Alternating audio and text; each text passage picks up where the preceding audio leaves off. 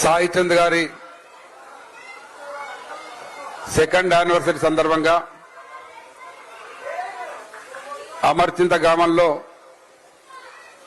వారి విగ్రహావిష్కరణ చేసుకోవడం, మరి కార్యక్రమానికి అధ్యక్షత వహించిన రజనీ సాయి చంద్ గారు, ముఖ్య అతిథులుగా విచ్చేసిన ప్రజలు, మాజీ మంత్రివర్యులు హరీష్ రావు గారు,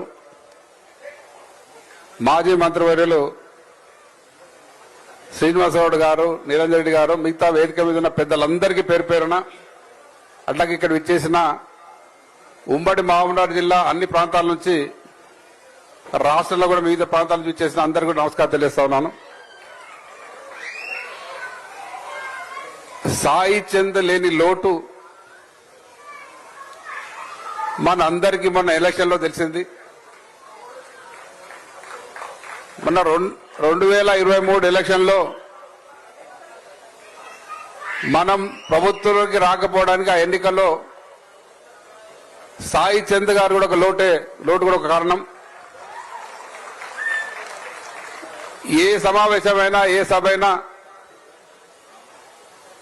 సాయి చంద్ గొప్పగా ఆ సమావేశాన్ని పాటతో ఆర్గనైజ్ చేసేవారు, మాటతో అందరినీ ఆకట్టుకునేవారు. సాయి చంద్ ఒక కళాకారునిగా, ఇంతకుముందు సునీత గారు చెప్పినట్టుగా టీఆర్ఎస్ పార్టీ ప్లీనరీ సమావేశంలో అంతకుముందు పాడిన పాటల కంటే చాలా పాటలు విన్నాం, కానీ మరి రాతి బొమ్మల్లోన కొలువైన శివుడు అనే పాటతో నిజంగా ఆ రోజు అందరం కూడా చెల్లించినాం. అందరి కళ్ళలుంటే నీళ్ళు వచ్చినాయి. మరి ఆ పాటతోనే సాయి చంద్ ప్రస్థానం మొదలై ఎంతో ఎత్తుకు వెతకడం జరిగింది. ఒక కళాకారునిగా, ఒక ఉద్యమకారునిగా, ఒక రాజకీయ నాయకునిగా మరి అందరికి ఎన్నో సేవలు అందించి ఎంతో బ్రహ్మాండంగా రాణించి రాజకీయ నాయకునిగా ఎదుగుతున్న సందర్భంలో వారిని మనం కోల్పోవడం బాధాకరం. మరి అటువంటి సాయి చంద్ అడుగుజాడలు నడుస్తున్న రజనీకి తప్పకుండా మనందరం అండగా ఉందామని తెలియజేస్తూ, మరి సాయి చంద్ లేని లోటును మరి కనుచూపులో మేరలో కూడా ఎక్కడ అటువంటి కళాకారుడు వల్ల కనిపిస్తానే ఆలోచన రావట్లేదు. మరి అటువంటి కళాకారులు అసలు తెలంగాణ ఉద్యమం ఇప్పుడు మళ్ళీ జ్ఞాపకం వస్తా ఉంది నాకైతే.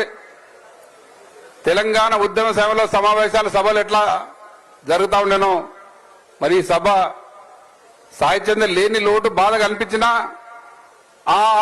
అది వాళ్ళకు జ్ఞాపకం వస్తా ఉన్నాయి. మరి ఈరోజు రాష్ట్రంలో చూస్తున్న పరిస్థితులు చూస్తా ఉంటే మళ్ళీ తెలంగాణ ఉద్యమం లాంటి ఉద్యమం అవసరం అవుతుందేమో అనే ఆలోచన వస్తా ఉంది. మరి ఈ పాలన మనకు అర్థమవుతుంది ఏందనేది. మన అందరూ మళ్ళీ ఒకసారి ఉద్యమించే అవసరం వచ్చే సందర్భాలు కనిపిస్తా ఉన్నాయి. మరి సమయం తక్కువ ఉంది కాబట్టి మరి సాయి చంద్ గారి గురించి ఎంత మాట్లాడినా తక్కువనే, ఎంతసేపైనా మాట్లాడవచ్చు.